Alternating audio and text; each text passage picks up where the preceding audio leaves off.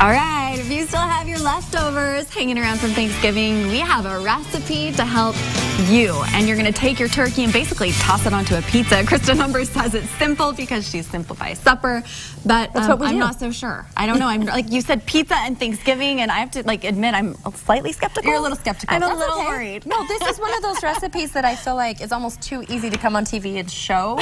But we have lingering leftovers multiple nights a week because we cook a lot at our house. And what I have found with my kids is that it's important to reinvent them and not just heat up the same spaghetti and meatballs or whatever it is. So taking what you have in your refrigerator and kind of creating a new recipe I like this too because a lot of times you have a lot of something with the leftovers and just a little bit of something else, so it's not really enough to throw together and do a full meal. Yeah, you can't kind of just reserve it how it was originally. So what do you do now to be able to use these leftovers and make them yummy for the kids? Okay, so it starts with, and this is when that you can get your kids involved, or your husband, or whomever, or just have fun with it, have a party with it. So it starts with the puff pastry, which is on sale this week at Smith's. So it comes all ready. All I did was rolled it out. It takes about 40 minutes to thaw. Okay. There's 2 per box, which is exactly what we need. So this is just a tart pan, or you can use a pie pan. And a tip for this is if it cracks or if there's any breaks when you unroll it or as it thaws, just get a little bit of water and kind of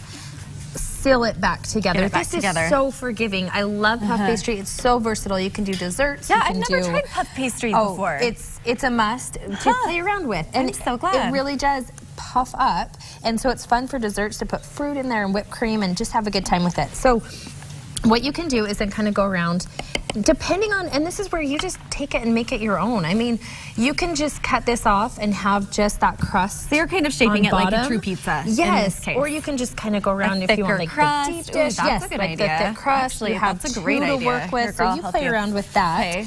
Now I'm going to come over here. Okay, trade these sides. I'll work on the crust. I'm going to throw it for a minute. So starting with the mashed potatoes, which you may or may not have left over, something that you can put on bottom to kind of seal this. Yes, almost like it's replacing the sauce or something. Exactly. Is that kind of what you're using? And if you had gravy, which I didn't have any gravy left over, but that's okay because I felt like I have gravy in my green bean casserole. But if you have gravy, this would be a good time that you could put it on, like you said, like the sauce. Okay. Just kind of smooth that on the bottom. Now you can do these individual. You can make a couple big ones for your family, but I think it's fun to let everybody kind of make their own. Oh, that's a good idea. You could potentially do these as like mini versions, right? And let everybody have fun with it. And you could do just like one big, like a cookie sheet. Yeah. And then have it as squares. But I think it's fun to shape it exactly how you are. You're doing a great job. Thank you. I'm holding this glass pan very, very well. You shaped that crust really well. It's kind of like a pie. I mean, you can almost think of this as like a chicken pot pie. Spread this around. Okay, the green beans are my favorite, I have to say. Like the potatoes in the past were always my favorite at Thanksgiving, and I think my taste buds changed because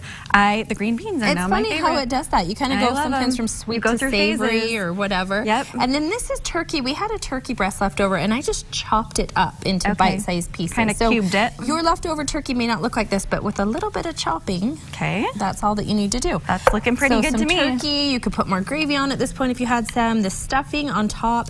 And then what you do is you pop this in the oven for about 15-20 minutes. Let that puff pastry do its thing. It'll get nice and flaky and golden brown. Then take it out of the oven. And these are the toppings that I want to put on. I see. So you do this as garnish afterward. Exactly. So once this cooks, throw some cheese on. Cheese on the top after it cooks. Magic of TV. Exactly.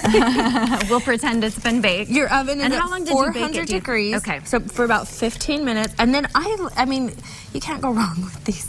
What are these fried onions. Oh my gosh, French fried onions. These are my favorite. You can eat them just like that. I seriously eat them out of the can. There you go. And that's fine. No judgment. There's nothing wrong with that. Okay, this is a fun idea. I'm excited to taste it. Any kind of greenery. If you have parsley, this is rosemary, some thyme, sprinkle that on. So you really have, I mean, this is a whole new Thanksgiving in a dish, but reinvented, which is so fun because, like I said, a lot of times you have leftovers and you don't know what to do with them. We end up throwing so many of them away. Exactly. And I'm so glad you were here to share this fun idea. All right, for more information, go to simplifysupper.com. Krista has great ideas and also an amazing list that she helps you go through and know which items to buy. All of it, most of the time, whole process at Smith's. So we'll link you to all the details, and thanks for coming today. Thank you so much. Give me that pizza. I got to take a bite. Stick around, everyone. We'll be right back.